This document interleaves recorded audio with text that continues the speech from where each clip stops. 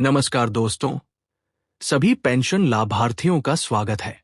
अगर आपने नई वृद्धावस्था पेंशन, विधवा पेंशन या दिव्यांग पेंशन के लिए आवेदन किया है या आप पहले से ही लाभार्थी हैं, तो ये वीडियो आपके लिए बहुत जरूरी है।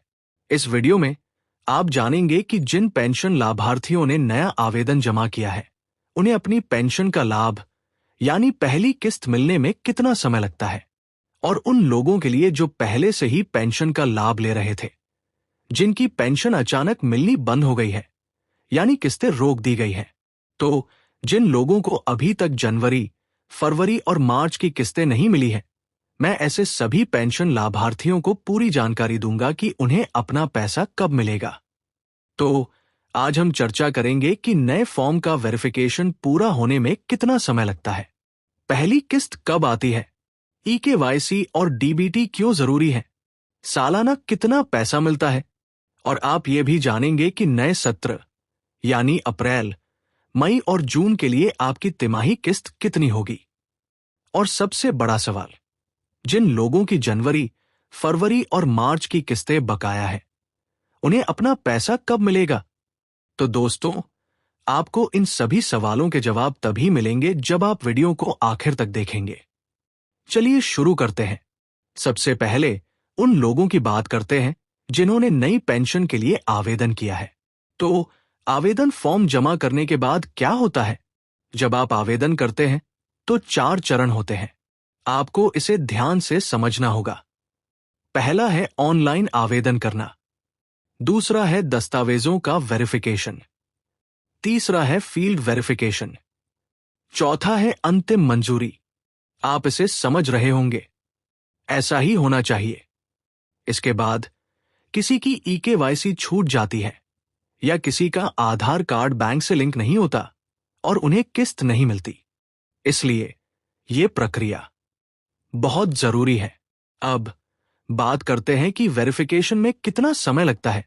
आमतौर पर इसमें 30 से 60 दिन लग सकते हैं, कभी कभी इसमें 45 से 75 दिन भी लग जाते हैं।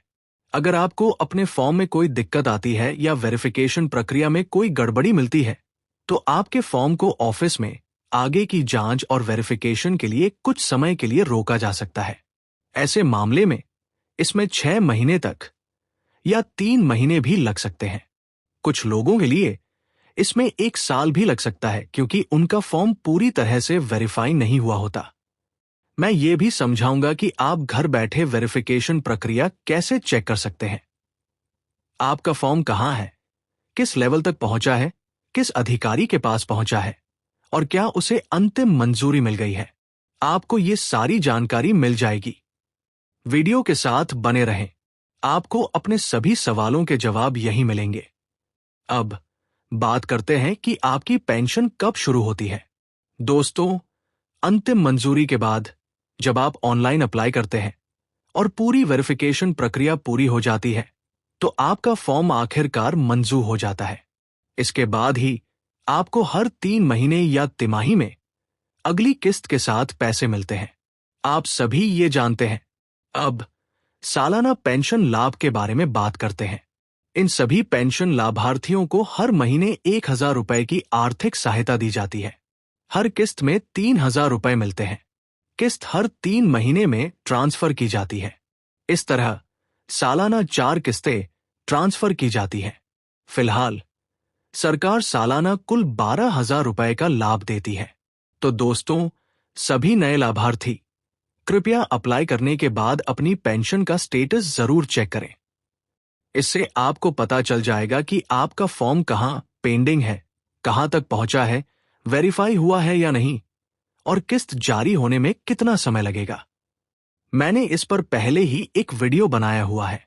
अपनी पेंशन का स्टेटस कैसे चेक करें, उसका लिंक आपको डिस्क्रिप्शन में मिल जाएगा। मैं ये भी समझाऊंगा कि आपके फॉर्म को अंतिम मंजूरी मिलने के बाद आप अपनी पेंशन का स्टेटस कैसे चेक कर सकते हैं। पूरी वेरिफिकेशन प्रक्रिया पूरी हो जाएगी, आपको अपनी किस्त तभी मिलेगी।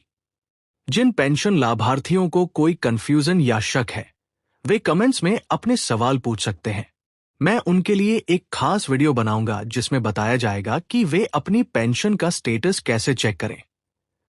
सभी नए लाभार्थियों के लिए अपना स्टेटस चेक करने से उन्हें अपनी पेंशन शुरू होने के समय और उससे जुड़ी जानकारी के बारे में समाधान और जानकारी मिलेगी।